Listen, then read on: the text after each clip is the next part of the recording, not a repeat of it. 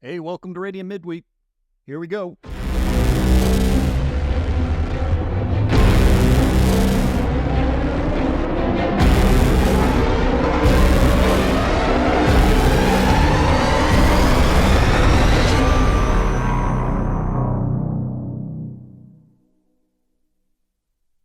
On June 30th, 1908, there was a huge explosion that took place in Tunguska, Siberia. They estimate it was up to 50 megatons, and some object was traveling about 60,000 miles per hour. It flattened an estimated 80 million trees in an area over 860 square miles wide. It was caused by an atmospheric impact of a cometary fragment about 5 miles above ground level. The size, they estimate, is about 160 to 250 feet wide. And how do they know that this object even existed? Well, there was no definitive crater. The pattern of the fallen trees is spread from the center out.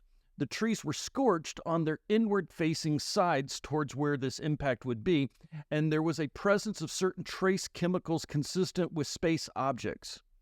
At the moment, it's the largest impact event on Earth in recorded history. But it leaves us with this question. What would happen if a large object such as this hit in the ocean or in a large city with a population density that is high? Let's continue our journey through Revelation. We're going to dive right in.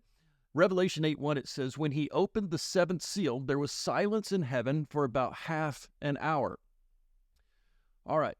Now, there's a couple of false ideas I want to go after right away.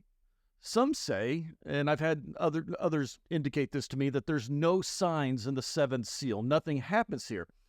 To which I say, yes, there is. It's silence. And I do think we sometimes underestimate the power of silence in our lives.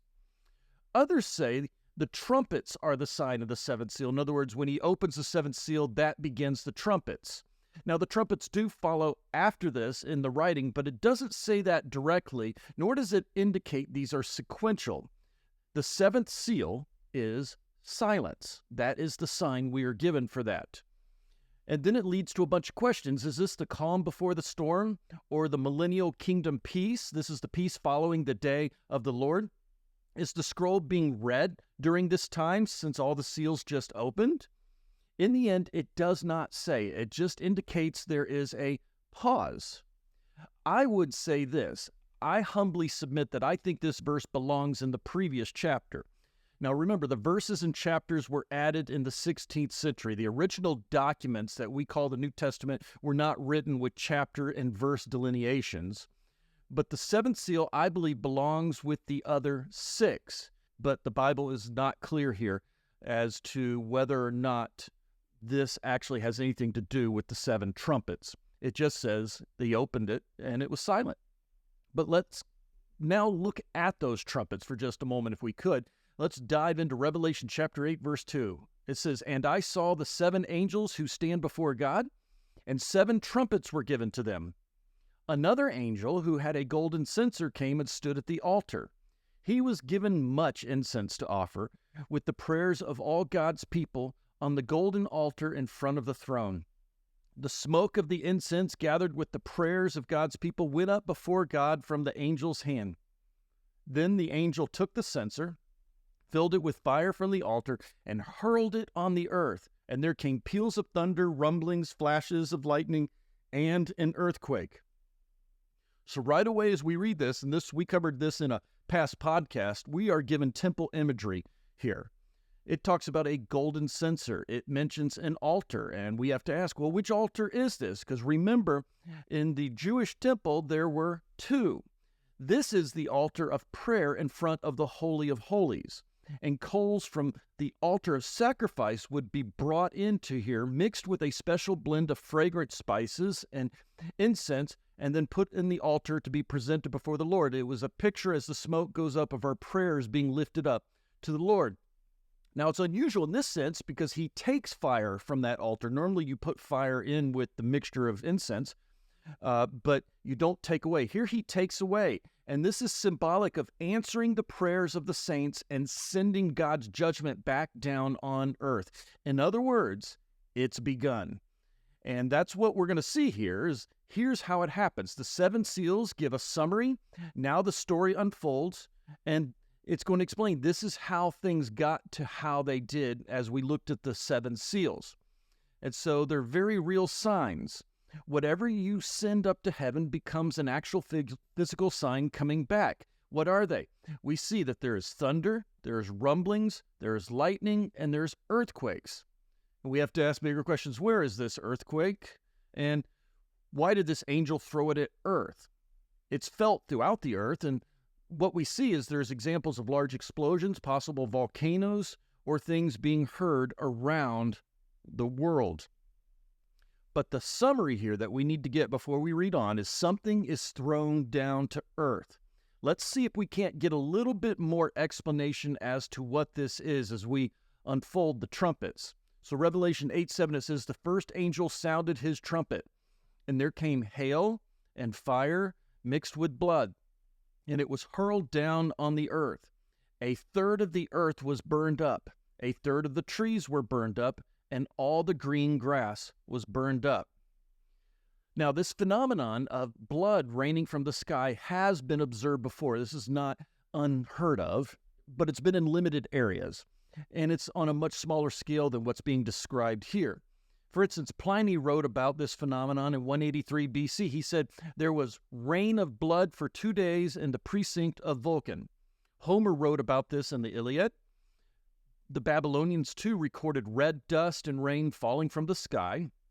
Instances of bloody rain have been recorded even in recent times in a few countries, such as Provence, France in 1608, Apula, Italy in 1803, and India in 2001. So this idea of blood rain or red rain is not an unheard of thing.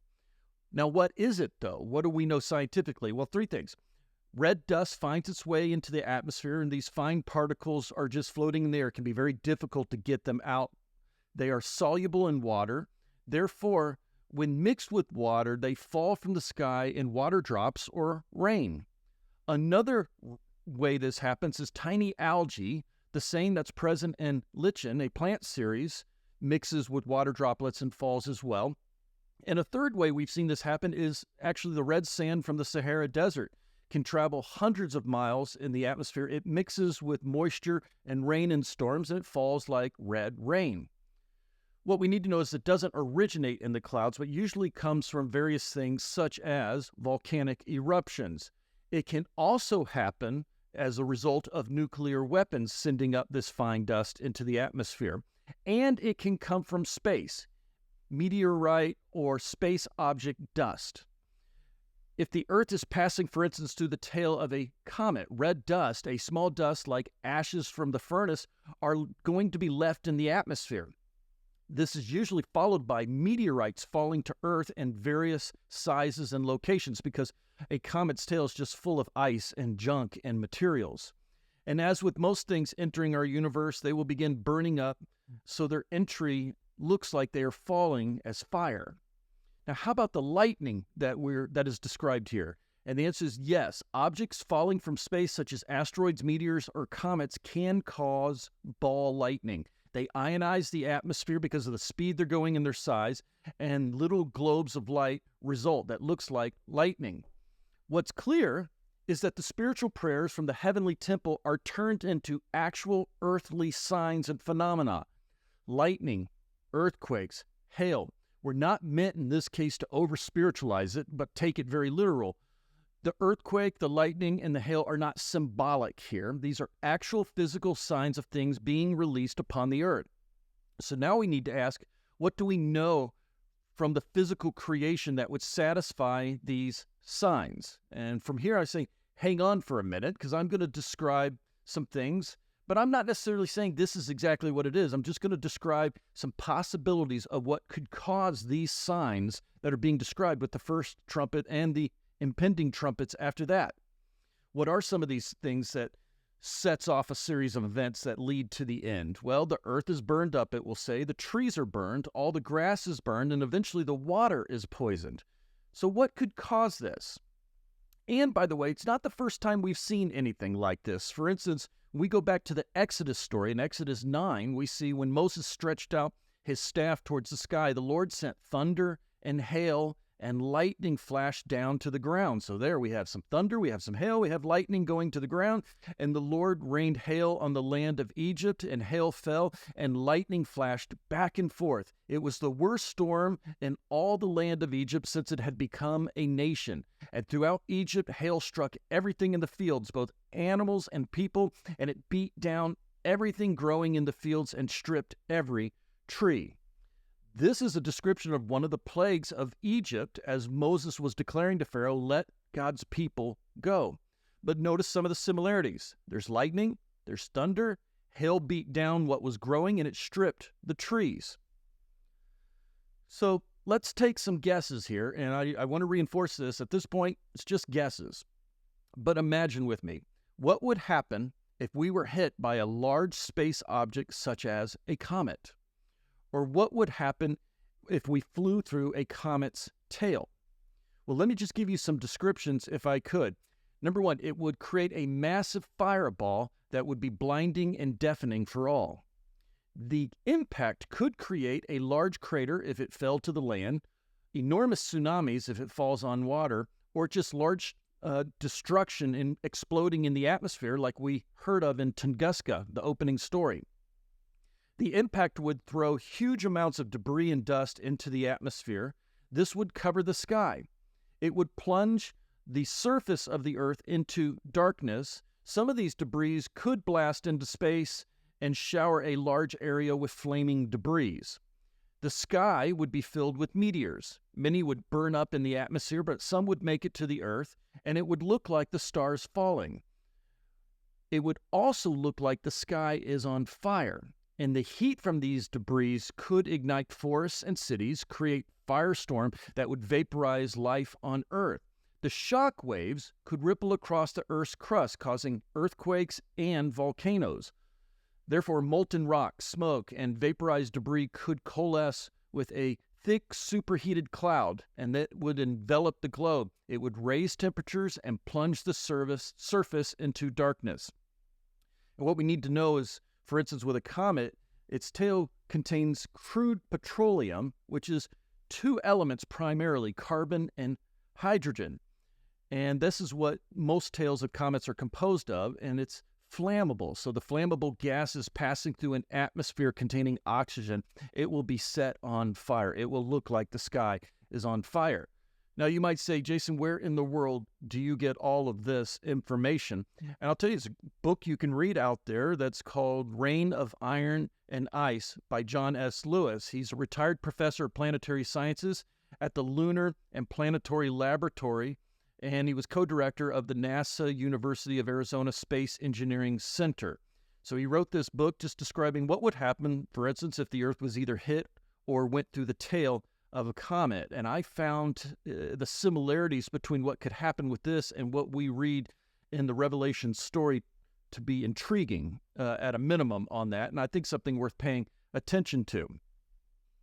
The point on this is the description of these trumpets leans heavily on the phenomenon of just violent cosmic events. The events described in Revelation, particularly in these trumpets, appear to be of astronomical origin. They describe real physical events, and they're not merely portents or symbols.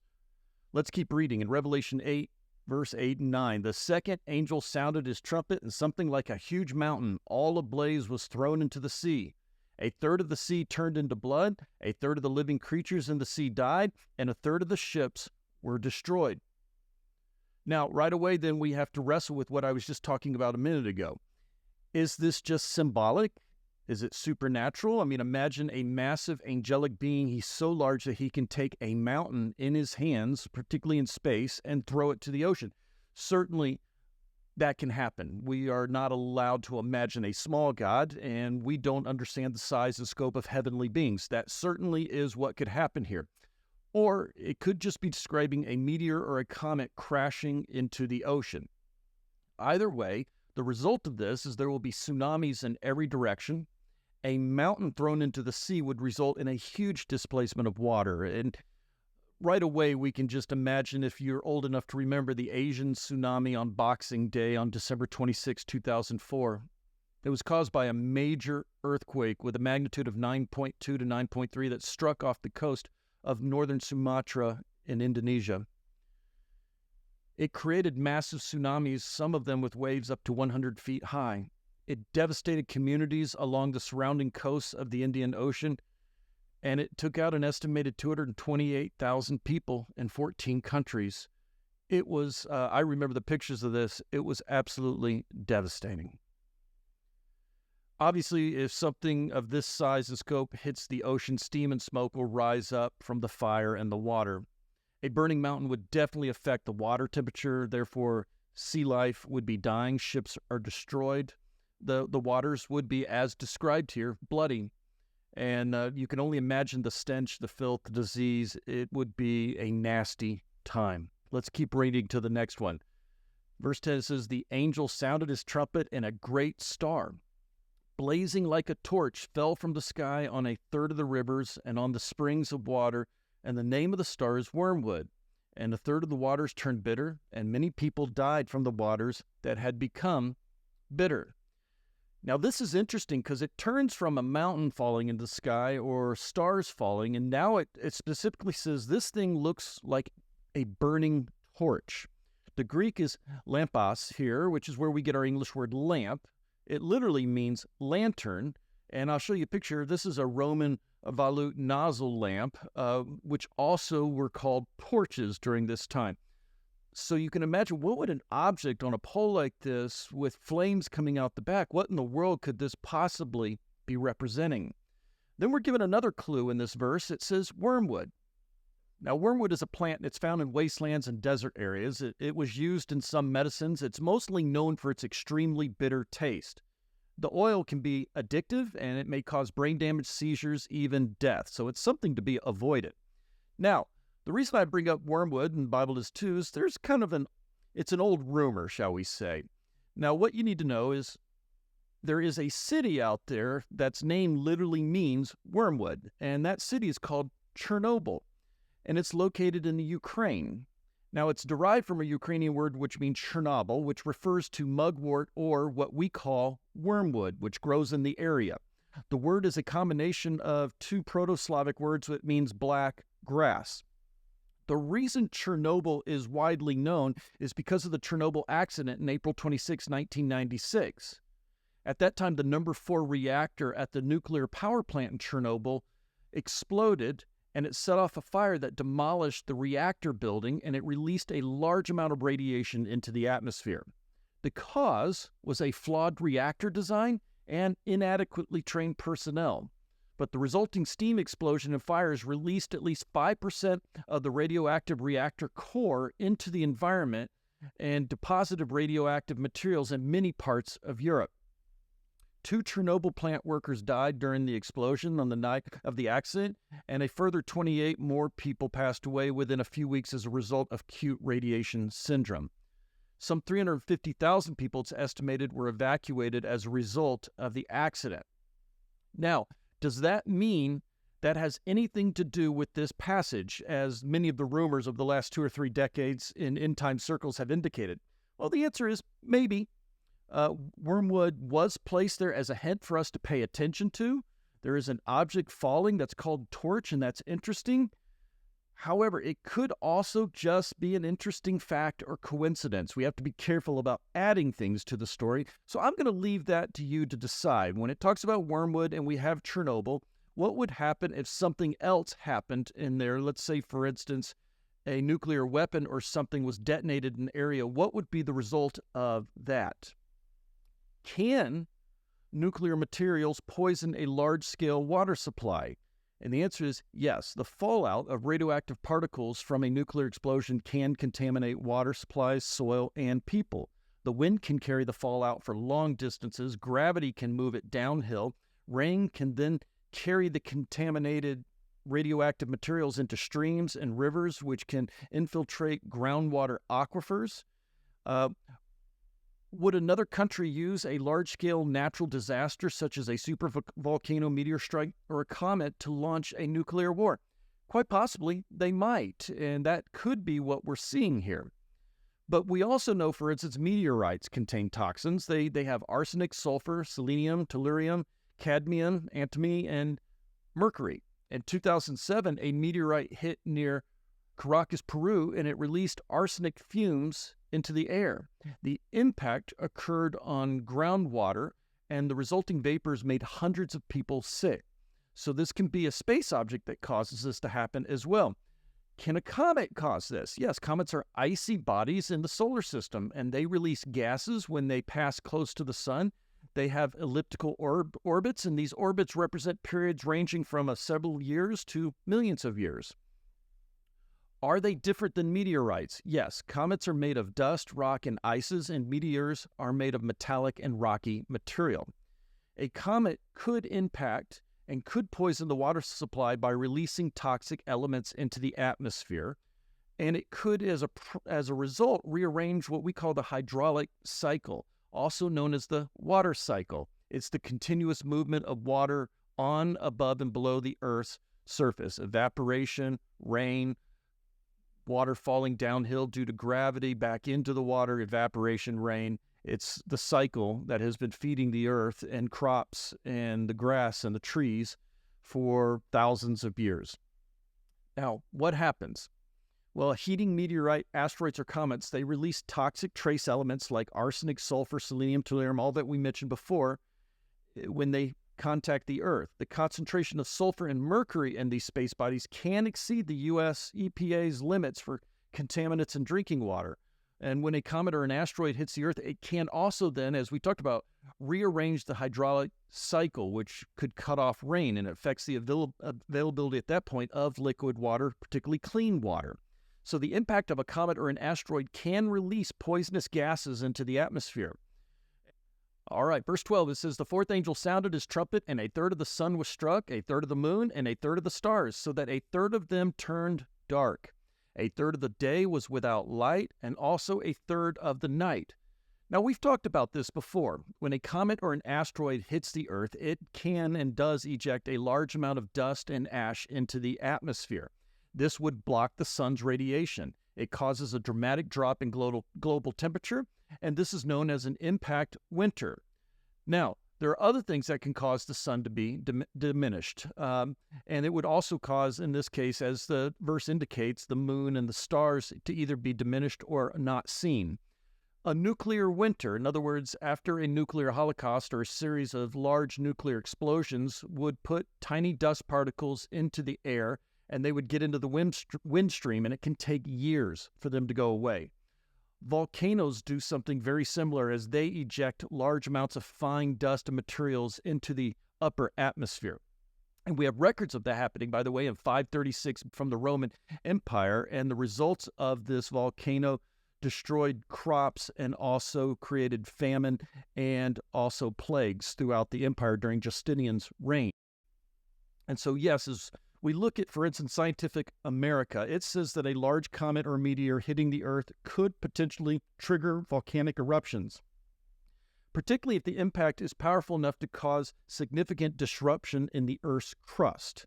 This would lead to molten rock rising to the surface and erupting as a volcano. Evidence suggests this has happened in the past when large asteroid or impacts collided with the Earth, and this increased volcanic activity. Other rocky planets in our solar system show common features. We look at other planets, other moons, and so forth. They have giant craters that were caused by impacts, and surrounding them was evidence of volcanic activity as a result. So any of these are possible. A supervolcano could cause a volcanic winter. A large space body hitting the Earth could set off the volcanoes. A nuclear war could also do the same thing. And so space objects and collisions such as large meteors, comets, and asteroids could set off a series of events that affect not only the water, but they also affect crops and sunlight, the light from the moon, and the stars as well. What's clear in this story is that things are falling to Earth. This is hail mixed with blood, is what we say. See, a large rock lands in the ocean. There's a torch-like object falling as well. The results of that is the sun is diminished, crops are affected, there's an impact winter, plagues accompany this, the moon and the stars are hard to see. The Bible says a third of the green grass is burned up, which will affect animals grazing. The food supply will be affected, and inflation and scarcity will arrive. You're seeing probably some similarity here with the seals. 1/3 of the drinking water is poisoned, and since we know water is essential for all life, people are going to pass away. Animals will as well. Again, inflation will incur. Water will have to be shipped from some areas all over the world to other areas that were affected, and importing this will come at a hefty price. So we've seen things similar to this as we looked at the third seal with inflation and scarcity, and then the fourth seal that had pestilence and plague. Now, for some, the trumpets are simply symbolic. They don't represent actual events or objects. They say that they're symbols with spiritual meaning, but I think Scripture here is being quite literal. There are objects being thrown to the earth. These objects impact the earth very much like known impact scenarios from the past. They will just be on a larger scale. Are there times when God has judged the earth with literal things that he made happen in his judgment? And yes, all we have to do is go back to Exodus and see the 10 plagues in Egypt. And I'll put a picture up there of what they are. But these were actual plagues. God used nature to try to get Pharaoh to release the Israelites. But these were actual things that happened. They were not spiritual. These weren't spiritual frogs, gnats, and flies. They were actual events that happened. And in many ways, these are local effects of what happens when a large volcano goes off nearby. It can disrupt the sedimentary deposits in the water. Iron can be released into a river or a lake. We have many cases of that happening, other things as well, and it will turn the water red. When the waters are polluted, the frogs jump out. Well, the dead, decaying frogs then attract lice. Then the lice bring flies, and then these bring diseases to livestock. This can give you boils as a result, and then hail with fire and rocks from a lava pit can fall on the land. Locusts can come because the winds have changed due to the volcanic activity. Darkness is caused by thick clouds of smoke that have been released in the atmosphere. The one we can't explain, though, is the death of the firstborn, and that's what finally tipped the scale for Pharaoh as well. It was a supernatural God event. And at that point, he let them go. So here we see, though, that God is punishing Pharaoh, but he used natural phenomenon, particularly in the first 9, to do it. And that's no reason we can't assume the same thing here, that God is using natural things to bring judgment to the earth. Now, reminder, the scope of this is to remind us of how big God is, that he is still in control, that this set of trumpets is a demonstration of his greatness. And events of this size are meant to show us just how serious God is about holiness and purity. But there's one more big warning. And we see in verse 13, it says, "As I watched, I heard an eagle that was flying in midair call out in a loud voice, 'Woe, woe, woe to the inhabitants of the earth, because the trumpet blasts are about to be sounded by the other 3 angels.'" And we're going to stop here and talk about those other 3 next time. So I'll see you next week. Hey, if you like what you're listening to, if you could spend a moment liking, commenting, and also just subscribing, that'd be awesome. If you could pass this on to other folks and share, let them know about it. It's great. Thanks for tuning in. I look forward to diving and continuing this conversation of the trumpets next week. We'll see you. Bye-bye.